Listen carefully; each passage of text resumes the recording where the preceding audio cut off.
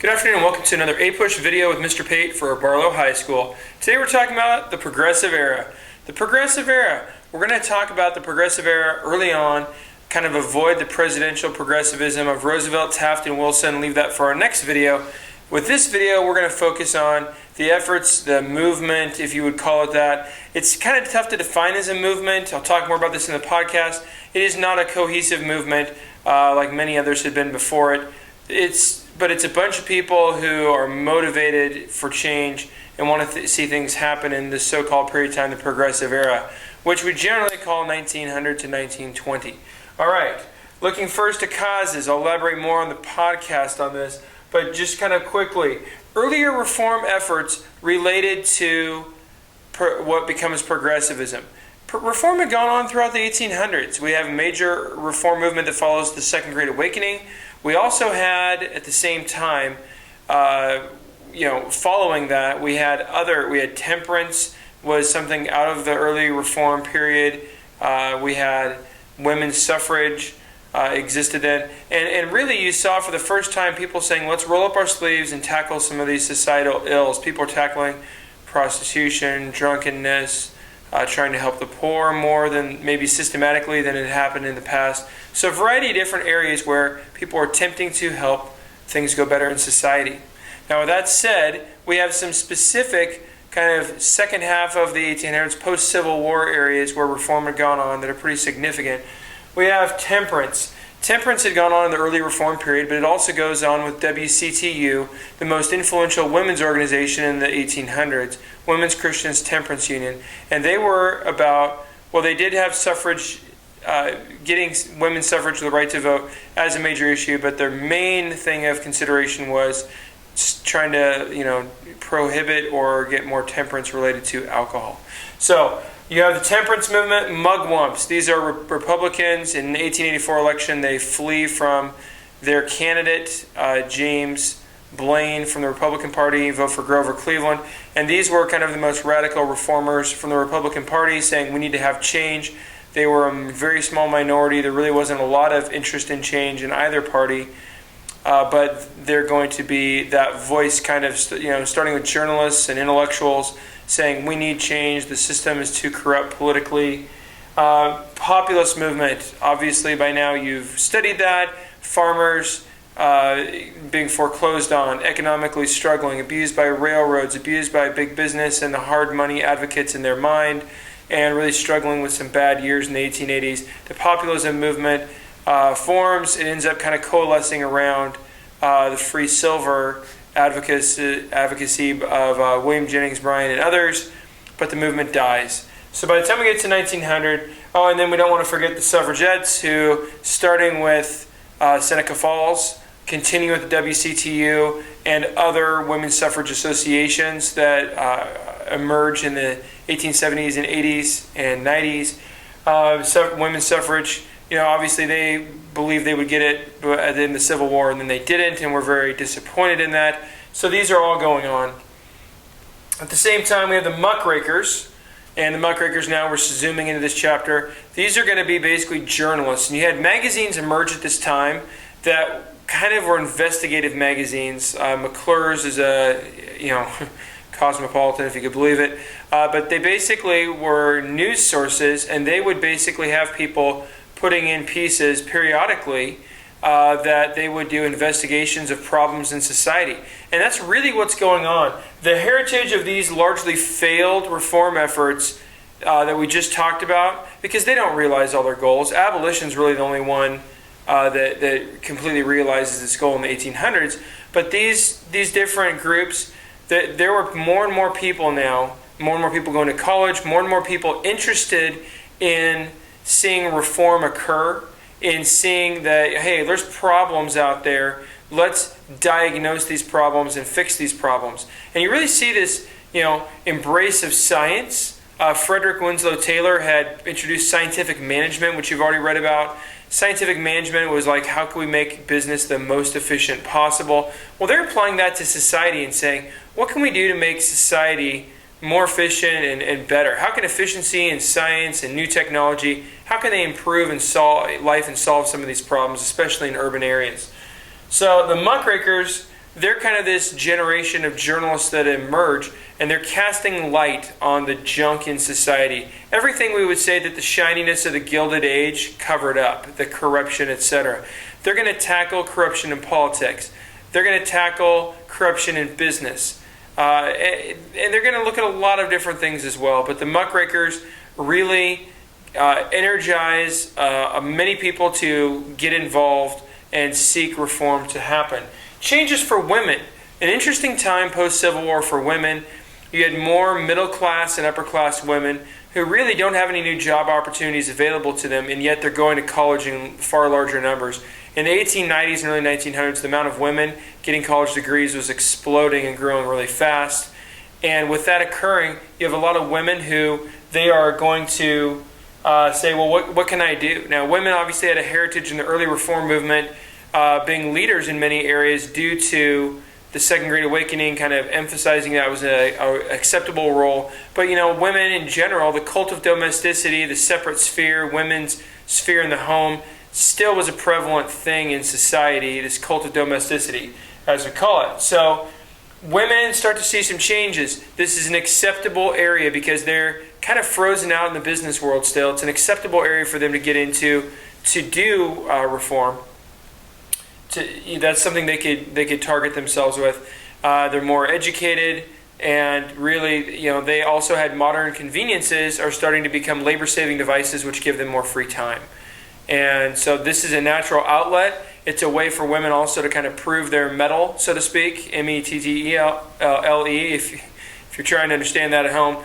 But basically, they could show their competence, which we, of course, know they had then, but they had to prove that to male society in terms of getting the right to vote. Settlement houses are going to be a major area where this is, just like the muckrakers, an initiative to reform. It's started by women. The first one's in Great Britain. Jane Addams then starts one in Chicago, and they spread across major cities. These are basically kind of community centers, but the women who are there, they're engaging, okay? These women were often in the social gospel movement, which we talked about recently, but they're engaging with the poor community, the immigrant community, the struggling community. They're gonna use that efficiency we talked about to try and measure what kinds of problems are going on in society. They're going to look at how could waste management be more efficient. They're going to say when there's corruption and the garbage service doesn't pick up anything or doesn't do a good job, they're going to keep hammering on City Hall and pestering the mayor and petitioning to have it actually improve. They look at things like the fact, is child labor actually beneficial to kids? Does it help them get ahead? No, it doesn't. So they start petitioning for child labor laws. They are going to look at the health conditions people are living in. They're going to stress kids getting more of an education, and they're going to start nursery schools and kindergartens. But one of the interesting things about the different changes going on here, especially the settlement houses, because you'd have women coming in and working on reform in different areas in the same settlement house, you see that they start doing things and then say, okay, I can't do it all. The few of us educated women in this settlement house against this whole city, we can't solve all the problems, and yet we have the ideas of what would solve it. Government should get involved in this. And this is really the genesis, I think, of where we have a mentality of a lot of people in society that government will solve problems, government can fix things.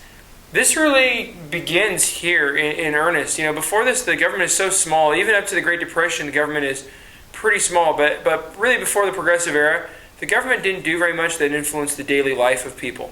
So with that being the case, now you're in a situation where you're going to see people saying government needs to solve these problems. We've found them, we've scientifically studied them, we know it will fix them, but we need government to do it. So, areas of reform. We'll move pretty quickly through these. Democracy. State level democracy expanded. What do I mean by that? Got several big areas. Let's go with 4 of them that are pretty significant at the state level. State primary. State primary is going to be, up until this time, really up until the 16th Amendment, you don't have the direct election of senators. Senators are literally going to be kind of picked by party insiders, and it's not a statewide ballot that even goes on. It only was for your local representative and the president, and with the president, of course, that's the Electoral College. This shows that original distrust that the Founding Fathers had for general widespread democracy, and we've seen that kind of being broken down. Well, this is one of the last big national stumbling blocks to fall. So at the state level, the senator will be chosen by an actual election through the 16th Amendment.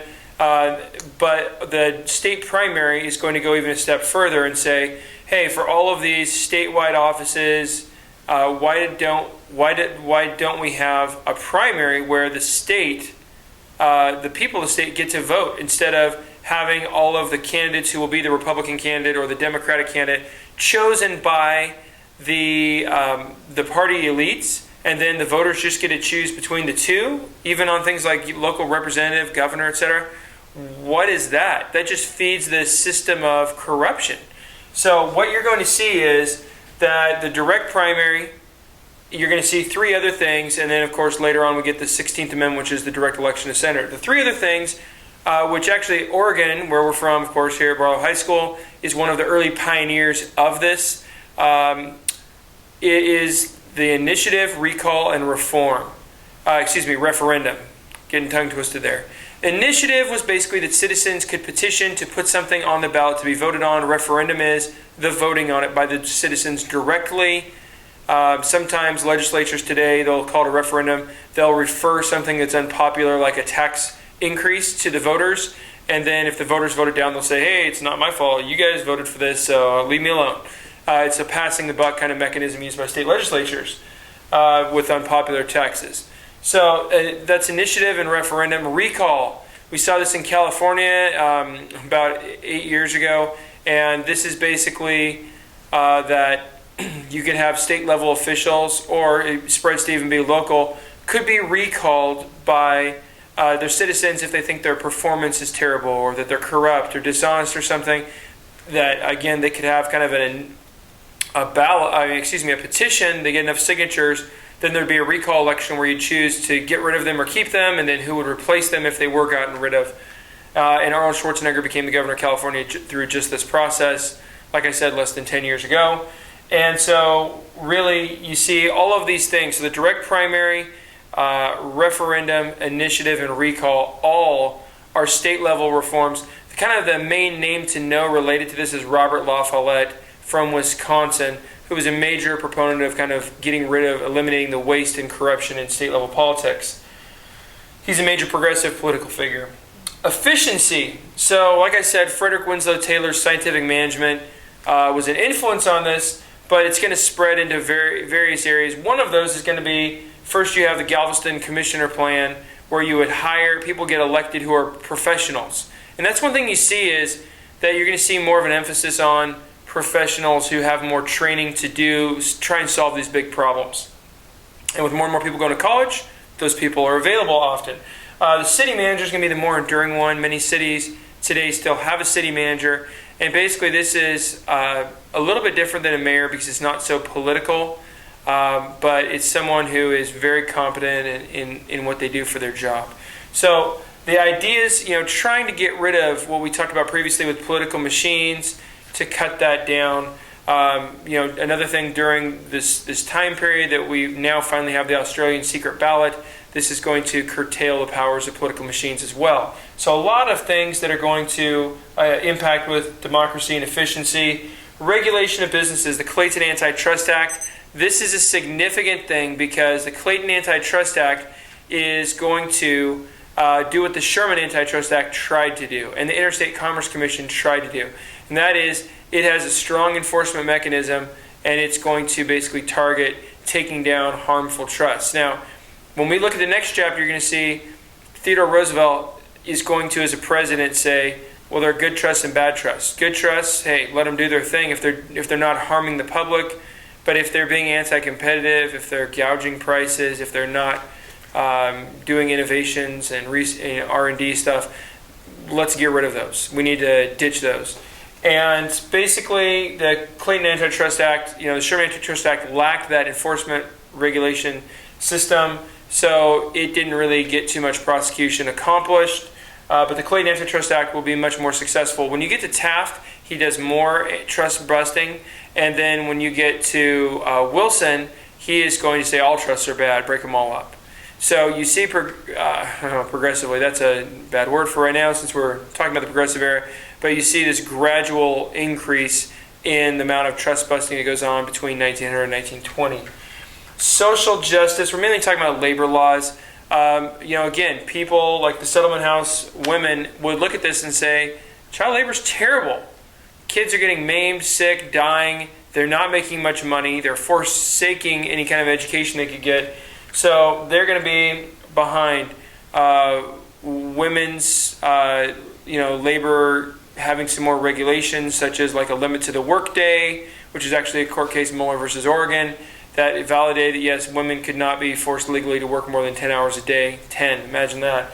And then, you're going to see child labor laws put into effect, and eventually the Department of Labor gets created, and they'll even have like a division, an agency that deals with child labor. So you're going to see like a limit to the workday, changes for women. Another thing, how about workplace safety? The Triangle Shirtwaist Fire is going to be the most significant example where so many women die in this fire and young girls that it alarms the public to an extent where this can be a successful improvement to have like more workplace safety laws in effect, which had never existed before, of course. Stay classy, Sam Barlow.